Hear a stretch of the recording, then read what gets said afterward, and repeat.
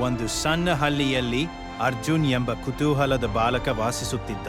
ಒಂದು ದಿನ ಪುರಾತನ ದೇವಸ್ಥಾನದ ಬಳಿ ಅವನು ಅದ್ಭುತವಾದ ಏನನ್ನಾದರೂ ಕಂಡುಹಿಡಿದ. ಸಾಮಾನ್ಯ ಗಡಿಯಾರವಲ್ಲ, ಇದು ಕಾಲಯಾನ ಮಾರುವ ಮಾಯ ಗಡಿಯಾರ. ಅರ್ಜುನ್ ಅದನ್ನು ಮುಟ್ಟಿದಾಗ ಮಾಂತ್ರಿಕ ಶಕ್ತಿ ಜಾಗೃತವಾಯಿತು. ಗಡಿಯಾರವನ್ನು ತಿರುಗಿಸಿದಾಗ ಅವನು ಪುರಾತನ ಕಾಲಕ್ಕೆ ತೆರಳಿದ. ಘನಮಾನದ ರಾಜರು, ಹೆಮ್ಮೆಯ ಕುದುರೆಗಳು ಅವನನ್ನು ಸುತ್ತುವರಿದವು. ಅವನು ಅದ್ಭುತದಿಂದ ನೋಡುತ್ತಿದ್ದ.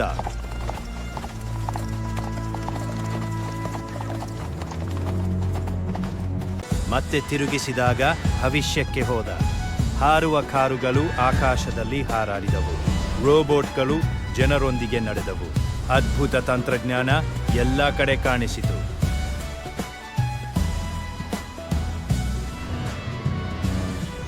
ಆದರೆ ಅವನ ಹೃದಯದಲ್ಲಿ ಬರಡಾದ ಭಾವನೆ ಮೂಡಿತು. ಅವನು ತನ್ನ ಸಣ್ಣ ಮನೆ, ಪ್ರೀತಿಯ ಕುಟುಂಬ ಮತ್ತು ಹಳ್ಳಿಯ ಸರಳ ಸಂತೋಷಗಳನ್ನು ಕಳೆದುಕೊಂಡ. ತಂತ್ರಜ್ಞಾನ ಮತ್ತು ಕೃತಜ್ಞ ಹೃದಯದಿಂದ ಅವನು ಗಡಿಯಾರವನ್ನು ಕೊನೆಯ ಬಾರಿ ತಿರುಗಿಸಿ ಮನೆಗೆ ಹಿಂದಿರುಗಿದ. ಅವನಿಗೆ ಅರಿವಾಯಿತು, ಕಾಲ ಎಷ್ಟೇ ಅದ್ಭುತವಾದರೂ ನಮ್ಮ ಮನೆಯೇ ಅತ್ಯಂತ ಅಮೂಲ್ಯವಾದುದು.